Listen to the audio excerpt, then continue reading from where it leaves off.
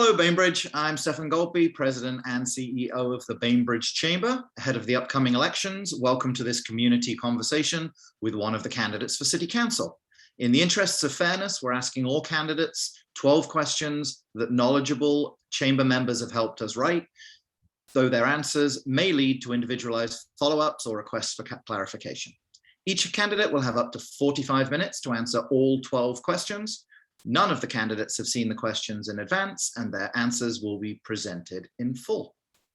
With all that in mind, I would like to say hello to District 5 Central Ward candidate and current Bainbridge Mayor, Rasham Nassar. Hello, thanks for being here. Hello, nice to be here. Okay, so question one.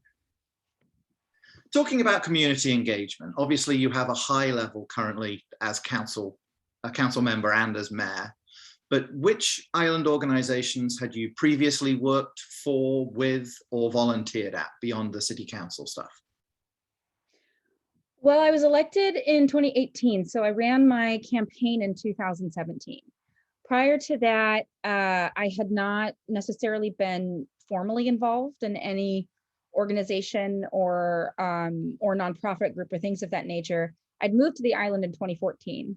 And my community engagement up to the point at which I filed was primarily around advocating and lobbying at City Council for environmental regulations. So unofficial kind of neighborhood community groups, things of that nature, kind of learning the ropes of city government, sitting in on City Council meetings, speaking before the council, preparing proposals and sort of stuff like that. So that constitutes the majority of my community engagement here on the island. Back in my other life in Berkeley, California, I'd worked at public law clinics. I was a philosophy major undergrad, had always planned to go to law school. So did a lot of legal advocacy throughout my undergrad, post-grad, also stuff like volunteering at the SPCA, local pounds, really love animals, and other kind of community stuff. When I got hired as a manager at an athletic club, an athletic facility, I ran a mentorship program for at-risk youth. So we contracted with a high school in East Oakland, and we would bring over students. I would bring over students. I would teach them about small business, about communications, and work with them to develop their business and communications skills. And then also ran a volunteer program where we taught basic gardening skills, food education, like organic health and food education to at-risk youth as an after-school program. Wow. So as you've been now actively campaigning, talking to islanders, as if you weren't before as mayor, but still, what are the top 3 concerns you hear from the community right now? And did any of them surprise you? Top 3 concerns relating to my role as a council member now that I'm hearing from community. More concerns about things on Bainbridge right now that you're hearing as incoming concerns. Well, there's council members receive all sorts of concerns. We've received concerns about matters over which the city has jurisdiction. And of course, we receive concerns over matters which the city does not necessarily. For example, the roundabout proposal by WashDOT over there at the north end is a concern that we hear a lot about from residents, particularly in that area, that the council has taken time to address, but over which the city does not have jurisdiction because that's WashDOT's project. PSC, high transmission line power proposal right now is another one of those community concerns that we are hearing volumes about from members of the community, substantially from those members of the community that are opposed to the installation and development of new high school transmission lines, whose concerns include equity concerns, health concerns, and environmental concerns, as well as loss of value of property if those high transmission power lines are built, and some support for the increased need for reliability, particularly for our South Island residents. Council actually just discussed this at their meeting last night. We sent a very well-crafted letter by our new city manager, Blair King, to PSC. Again, not within the city's jurisdiction per se, but the council can use its authority to have these high-level conversations with these agencies in hopes of influencing whatever outcome, influencing the agency to whatever outcome the community desires. And I'm a really huge proponent of that. I like sticking our nose where it might not belong, but where the community wants us to be spending our time and focus, because these projects are going to have a huge impact on island residents and the quality of life here. We hear a lot of concerns about COVID. We have a really strong emergency response department. I think the city's handling of COVID has been quite excellent. Areas for improvement, of course, but this pandemic has been a priority for the city, and I'm really happy that the council has remained engaged in that and well informed along the way.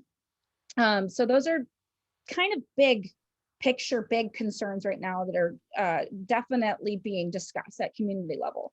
And then you have the ongoing concerns, the ones that haven't gone away, that are kind of, I'm hearing again since I last ran in 2017. And those are relating to policies and kind of the city itself, in particular permitting issues. The fact that residents are applying for permits, they're not getting responses for the city, or the permit turnaround time is just too long. And that, of course, is due to the complexities in our code. I believe we have some staff deficiency with the city, which the city manager is working to address. But that's a complaint, again, that has persisted. Not much has changed. And in my running for re-election, it's probably at the top of my list in terms of priorities to tackle. Concerns about environmental loss, degradation, in general, overdevelopment. Again, those concerns are sort of static. Community response to big development that comes online. Hey, why does this stuff keep happening? Seems inconsistent with our comp plan.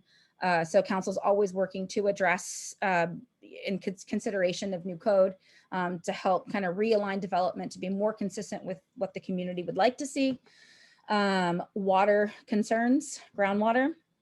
We just, I think a few weeks ago, met our hydrogeologist who's now hired at the city to undertake work on the development of a groundwater management plan. So that's a really big turning point for the city and for the community. It's something that I advocated really heavily for in 2018 to include funding in the budget for. And then your basic concerns, which I lump into the category of things the city should just be doing anyway. Road safety, road maintenance, non-motorized improvements, minor ones where it makes sense.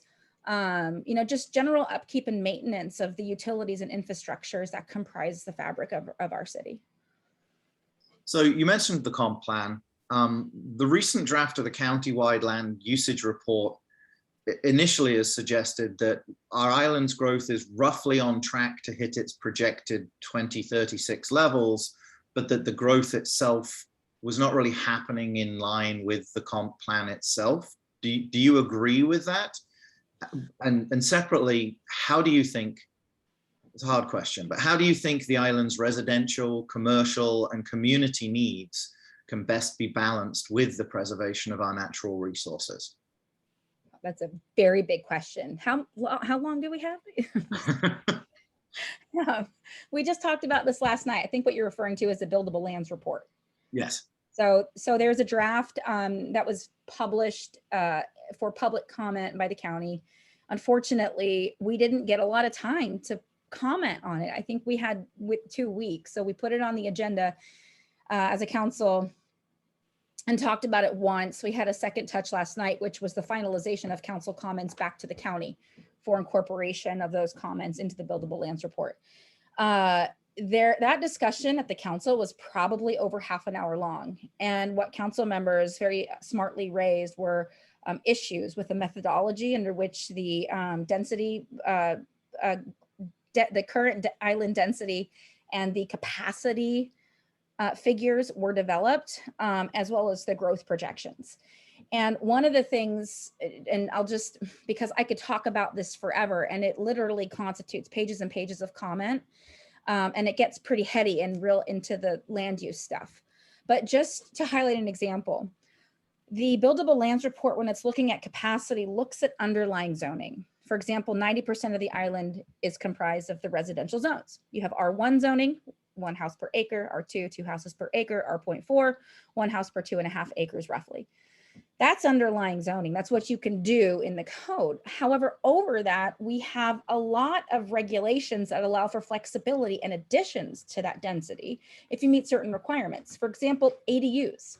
Now, the buildable lands report does not consider that necessarily when it's looking at capacity. So the figure is really a bare bones figure that only takes into account our underlying zoning, doesn't take into account, our bonus density programs, which we have one, Chapter 1812, which allows for increased density in exchange for affordable housing. Case in point, Wintergreen project that is just received Planning Commission approval. That's going in at Wisconsin, proposed to go in at Wisconsin, I should say, High School Road. Et cetera. There are a number of projects on Madison that utilize some of those bonus density provisions. Those are numbers that you don't necessarily see calculated into that buildable lands report. So one of the things that the council raised as well, I think, to answer maybe part 2 of your question, that I'm going to have to ask you to repeat part 3, which is that it seemed to suggest that the majority of development and growth, in contrast to what our comp plan says it should be, is happening in the residential zones.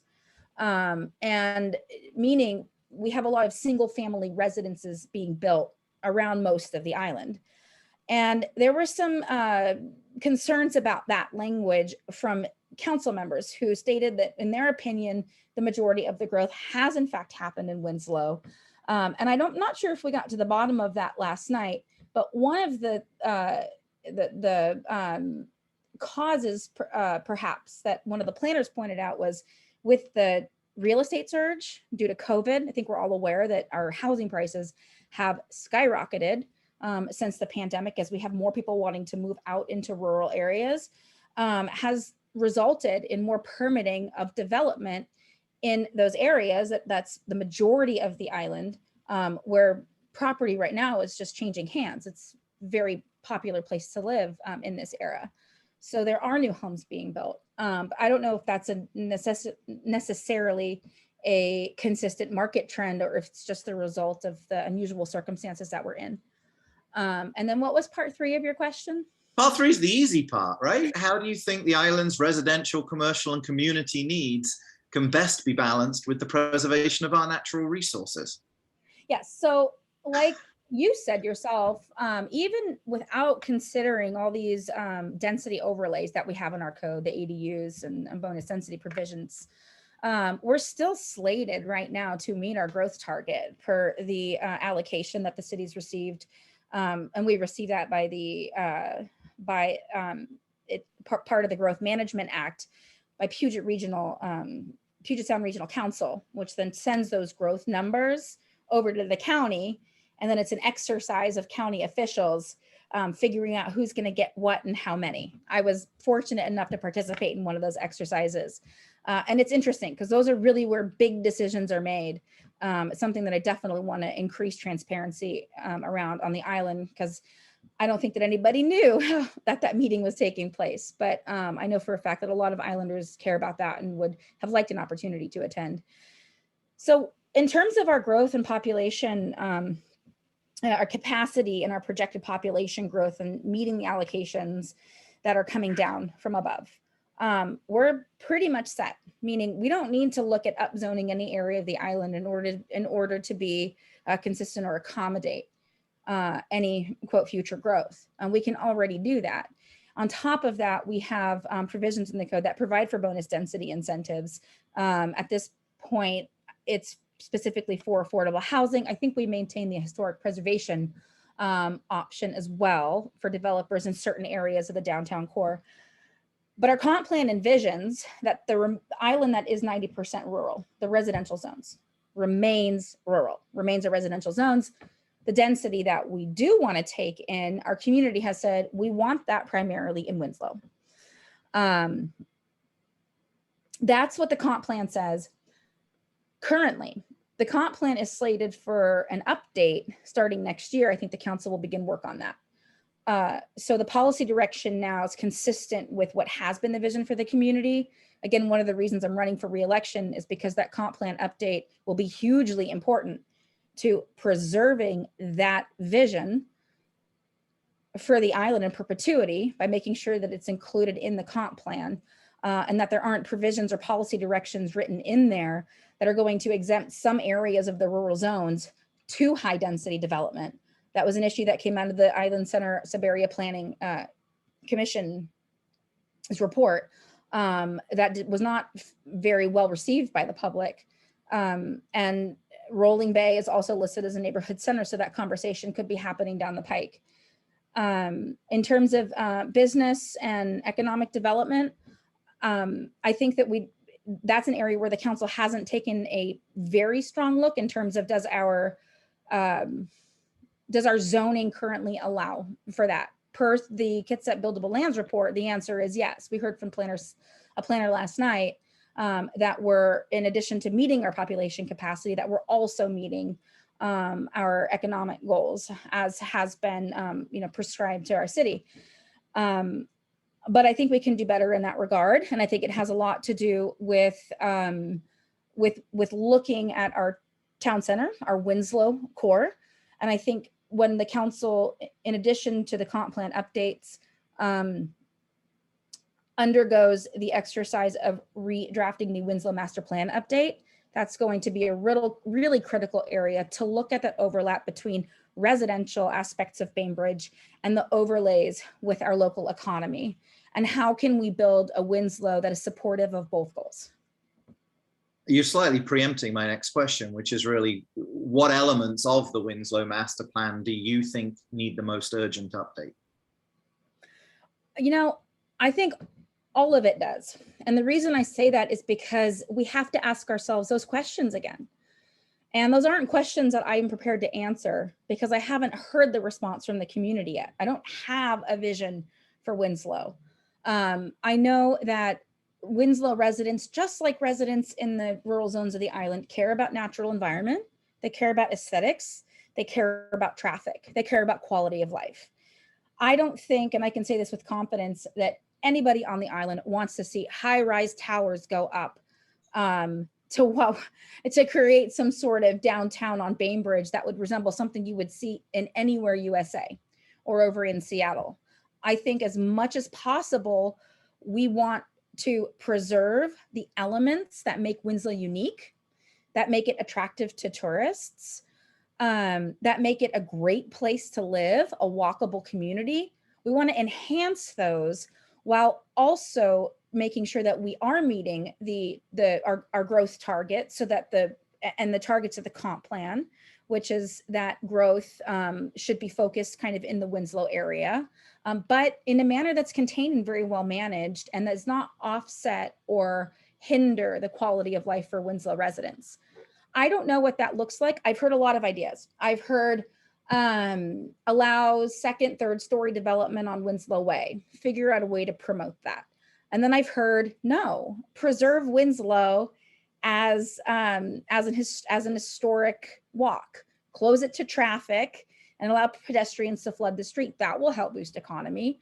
Public transportation, increase that from other parts of the island and around the ferry and the high school zones, so that we can get residents in Winslow to visit the shops who are reluctant to because of parking and traffic concerns. I've heard simple fixes, and then I've heard really big redevelopment plans and ideas. And I'm eager to be on the council so that I could be part of that conversation and take what the community wants and try to make it happen within the context of that plan. How much that plan changes, that's for the community to decide. But I'm happy to work really hard and diligently to make sure, number one, there's adequate public process. Everybody needs to be able to participate in that in a meaningful and substantial way. I don't think that should be a council-led project or process, nor should the comp plan. It should be the community. These are the community's visions, not the council's. And the council should be responsive to that. So community outreach and engagement, hugely important for those two projects.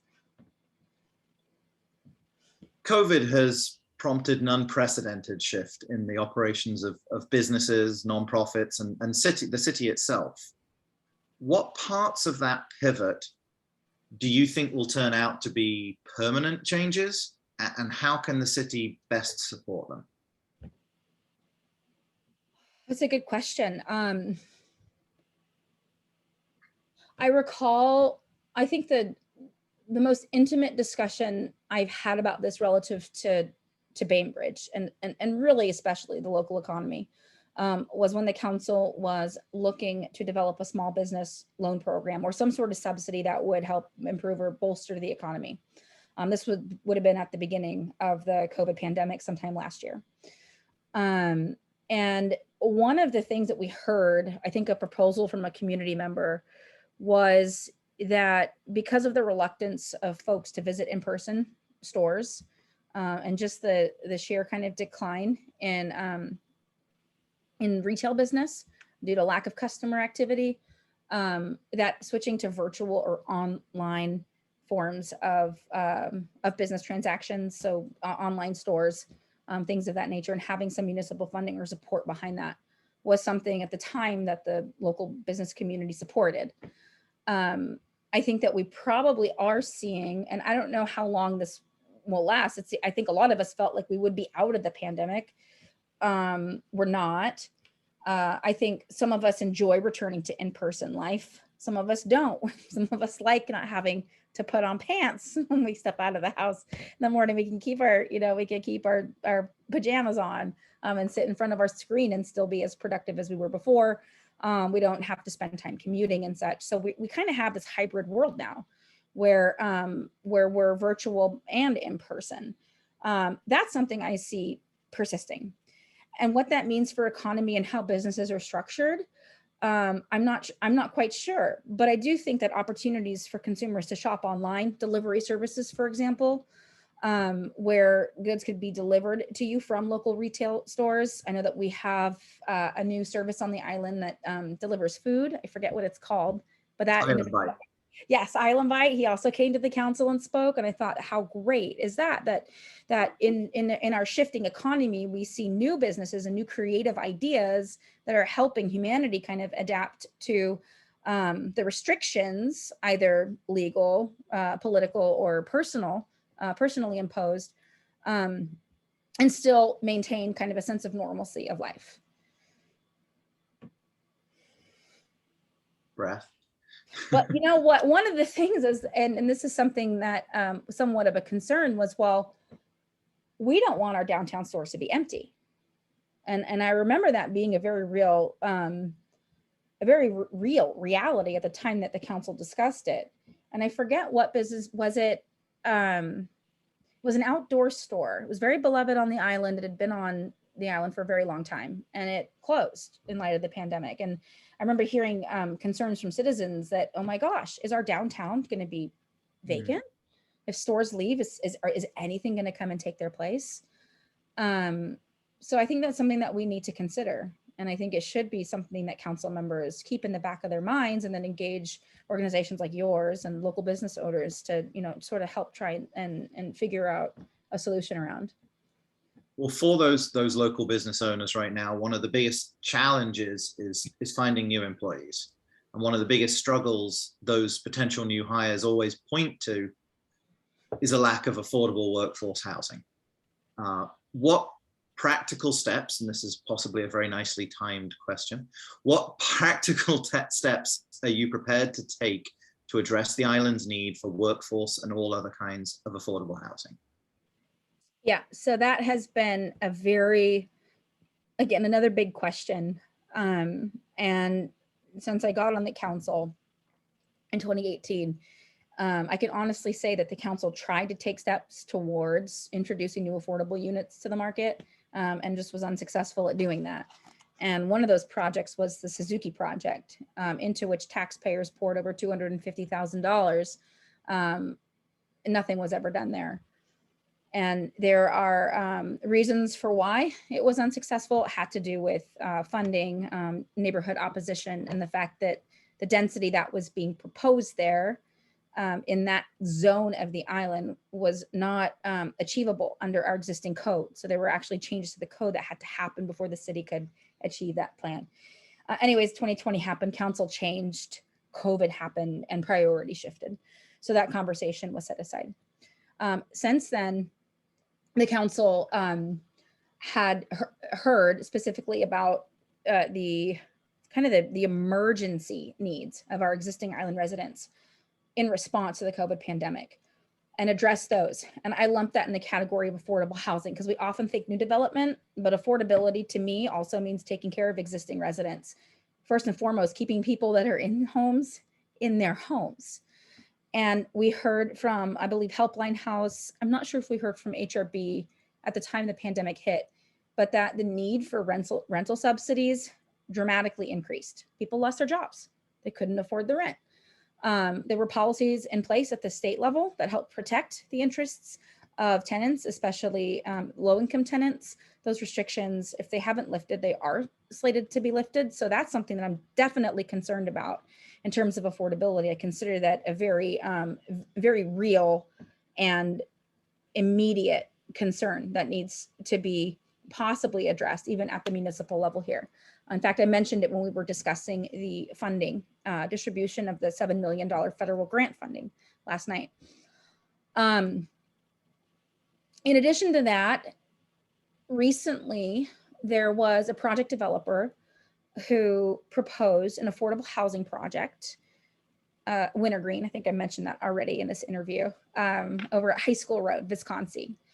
And I became involved in that, learned about the project, talked with the project developer, and learned about his concerns and the obstacles that he'd encountered at the permitting level along the permitting pipeline at the city, and helped work with him, put him in communication with the city manager, talked with the planning director around some of these concerns, some of which were addressed, some of which turned into a proposal that I brought to the council for a developer agreement between the council, the city, and that project developer, so that we can essentially make a deal, a compromise, something that would help get the project through to be before the hearing examiner, but that the council could be satisfied with and competent with the goals of the project being consistent with the goals of the comprehensive plan, consistent with the land use element, and of course, consistent with our affordable housing goals.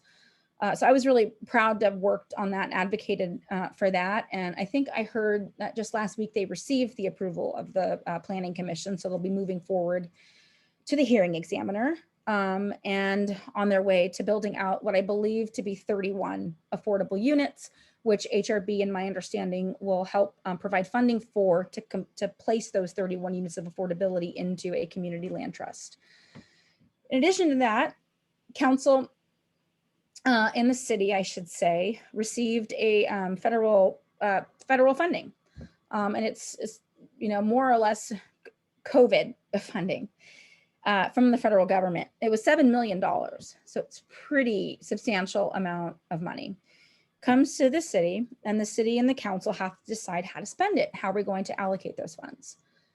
The purpose of those federal grant monies was really to provide relief or assistance to some of our COVID response, right? So what areas in our community have been most impacted by the pandemic? That's what this money was really provided to the city to solve for, to help ease. And so the council naturally felt that affordable housing, health and human services funding, helping people with that money, people that have really been impacted the most by the pandemic, would be the best use of those funds. Last night, the council awarded, I don't know the exact amount, it was 3.5-ish, if not more, 3.7-ish, don't quote me on that, $1 million to affordable housing. And then I think about $60,000 to increase the health and human services funding, either for this year or for the next funding cycle. But that's pretty significant.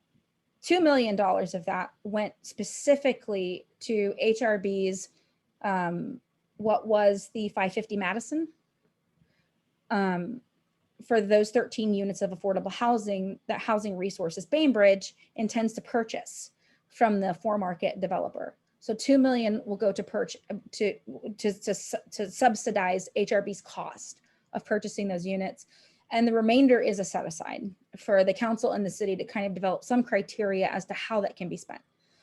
I think in the years that I've been paying attention to politics, and since I've been on the council, that is probably the most significant action the council has taken to support affordable housing on the island. So there's that. Maybe following on from that, but how do you think, how best can equity and diversity be increased on Bainbridge?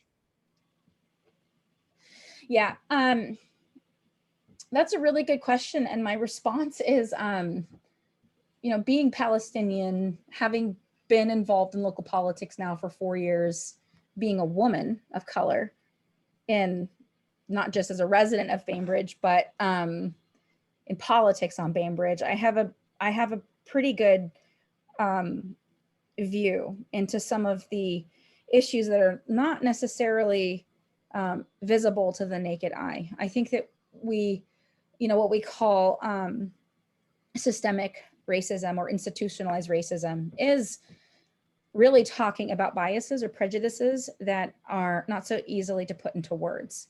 They're under the surface of our community and our social and cultural structures. I started working with the Race Equity Task Force when it was formed, I believe in 2019,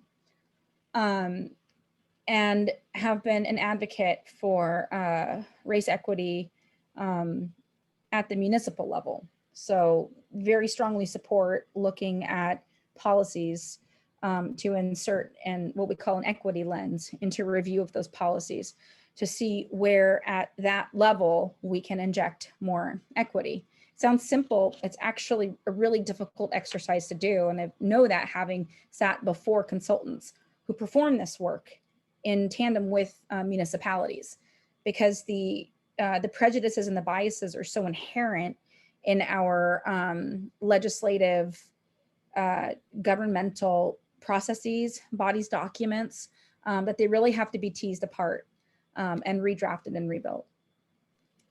One of the things I'd say in addition to that is that was the intent of the Race Equity Task Force when it was formed. It was to come back with recommendations to the city council as to how we can be more equitable. I don't think any of us knew how hard that work would be. And one of the first things that became apparent was, and I don't mean hard like we're not capable or competent to do it. I mean that the amount of opposition to that work was greater than any of us ever expected to encounter, including at the municipal level. So the work then became focused on education. It became around promoting public interest in this issue. It became about marches, signage, being present at the farmers market, telling people why this was important, because it's hard to believe that we have a problem here on Bainbridge Island. And the first step to solving a problem is admitting you have one. And I think that's where Bainbridge Island is. I think we're still coming to terms with the fact that we have a problem, getting the unanimous consent of our elected body to agree that we have a problem, and then being willing to take the steps to do things that are very different from the way that we've been doing them in order to start to solve for that problem. I think as neighbors, what we can do to make this place more equitable is to be kind to each other, accepting. Those are the kinds of attitude changes that relate to our work of educating the community that need to take place before we can start to do the other things, because we need public support to do those other things, because it's really huge lift. But regardless of whether or not I'm on the council, I fully intend to stay involved in that work because it is critical. And I don't think there has ever been a time that has been more ripe to finally work to solve what's likely going to be a decades-long process of healing our communities around the wounds of systemic and institutionalized racism that have plagued us for so long. Thank you. Another different kind of difficult problem. What kinds of infrastructure improvement do you think are most needed on the island? Yes. So infrastructure, do you mean specifically roads and transportation or utilities? I believe it means both. Okay. So utilities is something that most people find very dull and boring to talk about. So we don't tend to talk about it much at the city council, but we need to. I talked about it last night. I was actually hoping and advocated that some of the federal grant funding would go towards improving utilities. And that sounds sort of like, well, why would we do that? Well, if we have these affordable housing projects and density coming to Winslow, we need to make sure we have adequate utility infrastructure in order to hook them up. So we're not exceeding capacity. Right now, our sewage treatment plant is at capacity. I think Islanders will recall that it leaked twice over winter due to the substantial amount of rains. We also have more people home. Okay, this is my own personal theory. I don't know if I've had this confirmed by an engineer, but it makes sense if we're all in the COVID era and suddenly everyone's using their houses as offices. You're seeing more use of homes, especially in terms of gray water and flushing of toilets and things of that nature. So that said, our sewage needs a hard look at, and there needs to be money spent towards it. We're doing it anyway because it's a requirement in order for us to keep our permit by the state. Yeah, well, yeah, we got dinged for that one. But utilities, I think, are definitely something that we need to give more attention and focus to, especially to make sure that our utilities are somewhat in line with our environmental goals.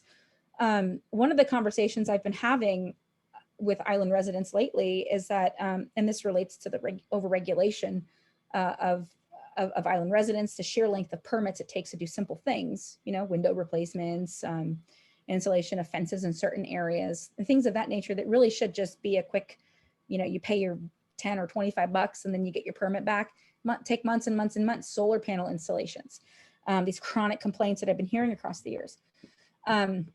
We tend to treat land use and what people do with property as being as if it is the largest point source contributor to pollution or to climate change.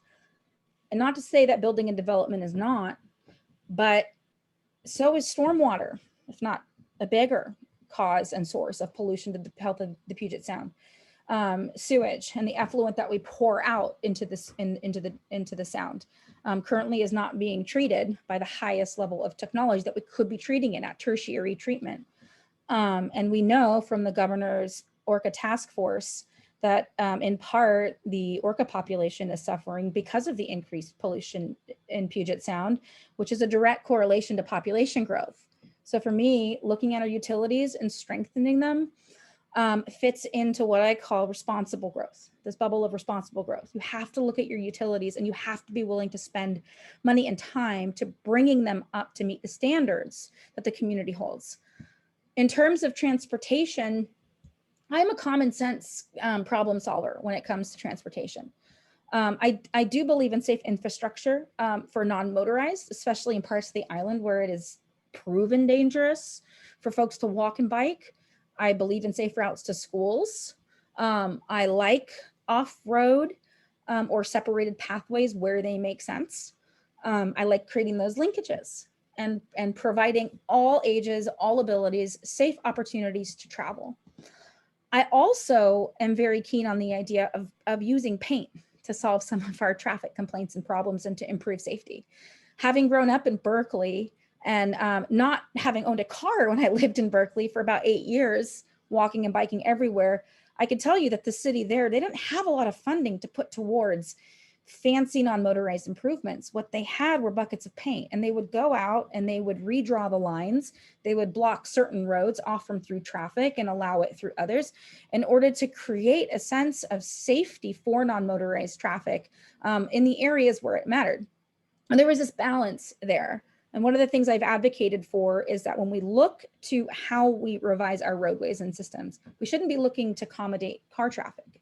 We should be looking to improve safety for non-motorized and pedestrians specifically, especially around our school zones. And I think that's a concept that has been adopted within the Sustainable Transportation Plan. So I do hope that coming out of that plan and into the implementation mode, we start to see some of those changes. And I do hope, in addition to that, those changes are not so costly to taxpayers that they don't get done. I'd rather see something done than nothing done. And from my conversations with community members, a bucket of paint and a few road signs is sometimes all neighborhoods are asking for. And as a council member, my responsibility is to advocate for the public need. And if we can solve it that way, then great. Thank you. What do you think the trend of the overall trend of falling enrollment in Bainbridge's highly rated and well-funded public school district is most indicative of? Wasn't there just an article that said that the enrollment was the highest this year? It went up a little bit this year, Up a but little bit. compared to how low it was last year in COVID, I think. Okay. Well, the COVID makes sense because, parents wouldn't. I know that at the school where my sons attend, their enrollment was down too because parents were just keeping their children home. This is more in terms of the longer term trend. Yeah. Well, I am raising two small children on the island, and I talk to parents. I have, a lot of my friends are mom friends and folks that I've met through my children's attendance at school. So I have a pretty good sense of people that are the type of people that are coming to the island, moving to the island specifically to enroll their children in the school system or to coming over for jobs or such, and they have families, and then the children end up in the school system that way. The issue of declining school enrollment, I think, has to do with the high cost of real estate here. People that tend to have children and raise families tend to be at the beginning of their careers and unable to afford million dollar plus homes, unless they have some sort of, wealth backing from family, or they have really good jobs. They're both working parents. So I think there's definitely a correlation there. Affordable housing, I've heard, has been proposed as a solution to solving for declining school enrollment. I don't know if it's that simple. I think that one of the things that we need to look to specifically is in terms of how we have and decided to allocate our density and growth allocations, meaning putting more density and growth in Winslow, which allows for the rural zones to remain rural. Well, as a result of that, you have high cost of living in the rural zones, $1 million plus homes. We have programs such as the ADU program, for example, which I'm a huge supporter of. That allows property owners to build an additional dwelling unit, hence ADU, an additional dwelling unit on their lot if they meet basic certain criteria. That's a right that every property owner has, provided that there's no critical areas constraints, things of that nature on the lot. And that size of that unit is about 900 square feet on the island. So by virtue of its size and its location, proximity to the main dwelling unit, it is more or less affordable. And that would allow, say, a starter home or a rental home for a young family that's just starting out on the island. Unfortunately, we haven't seen the development of a lot of ADUs. And I think one of the hurdles there is that they're really expensive to build. Number one, we don't have sewer service in the rural zones. So you have to, increase your septic capacity, which in and of itself is a $20,000 to $50,000 expense. So what incentive do property owners have right now to build an affordable unit that'll rent below market rent when they have to pay such a high cost in order to build the thing? There's not a lot of financial incentive there. In addition to that, there's the regulatory hurdles that a property owner has to go through in order to get a permit to build an ADU. One of the things I've mentioned to the council that I would like to see and support in the coming years is, and I've actually discussed this with Phaedra Elliott of Housing Resources Bainbridge, is developing an ADU subsidy program to provide some financial backing, municipal backing to property owners in order to develop ADUs. And that's a model that other cities, for example, City of San Jose, California, developed such a program. And one of the benefits of that is it creates dual affordability. The person that's living in that single family residence then gets the rental subsidy from the ADU that then helps them pay their high cost of living, their increased property taxes. And then on the flip side, they get to rent an ADU, 900 square feet, which would rent for more affordable than, say, your average single family residence would. And then another thing would be to eliminate the regulatory hurdles, to make it a very streamlined, very easy permit to obtain. And those are two incentives that the city could provide. I think if we had more of those kinds of housing units in stock on the island, those are attractive for young families just starting out, we might see more influx of young families with children who move to the island to enroll their children in school. There's lots of other things I could talk about too, hurdles at the county level with utility permits, tiny homes on wheels, but I don't think we have the time. You actually have 5 minutes left and 3 questions to go. Oh, Not to yeah. make it a game show, but that's where we're at. Right, should I set a timer? So 1 minute.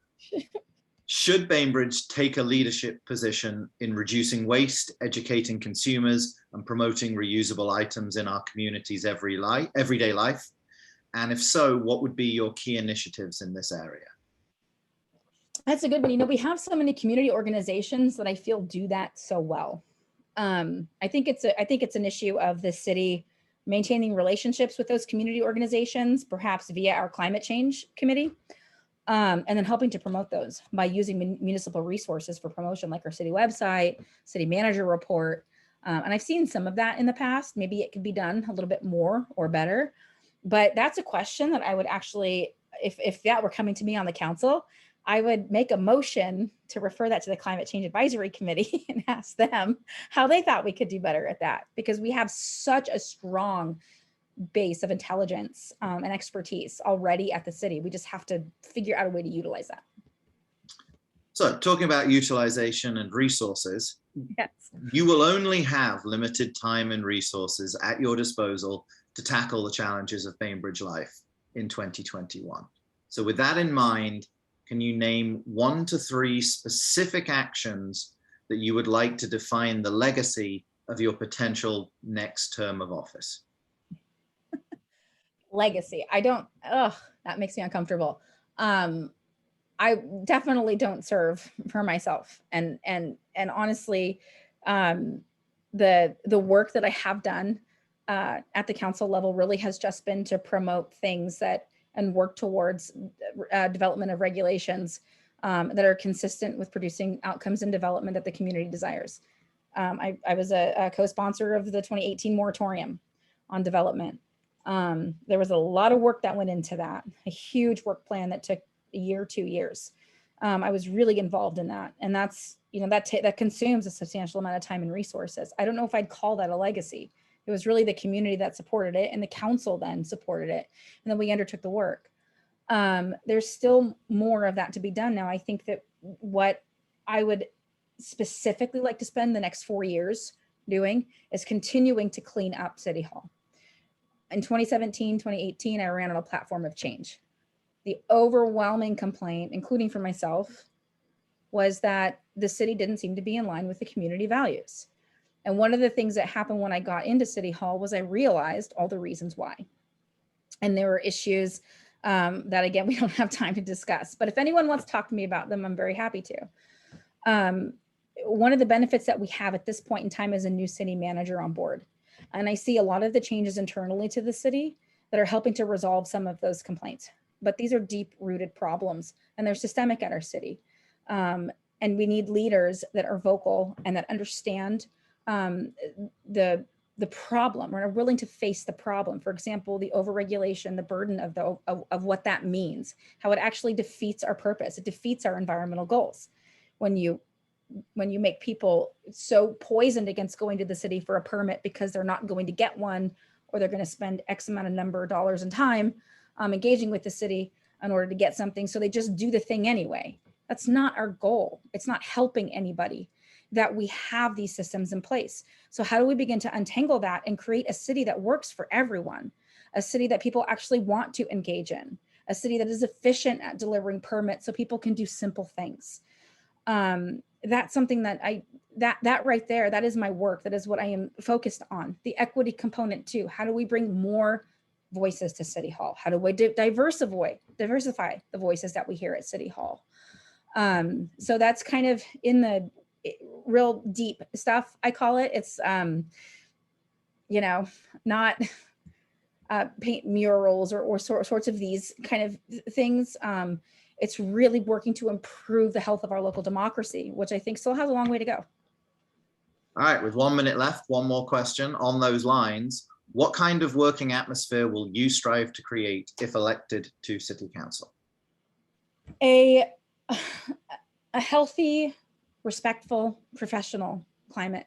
And I think that's another area where the council specifically has struggled. One of the reasons I wanted to be mayor was to reintroduce parliamentary procedure to our council meetings.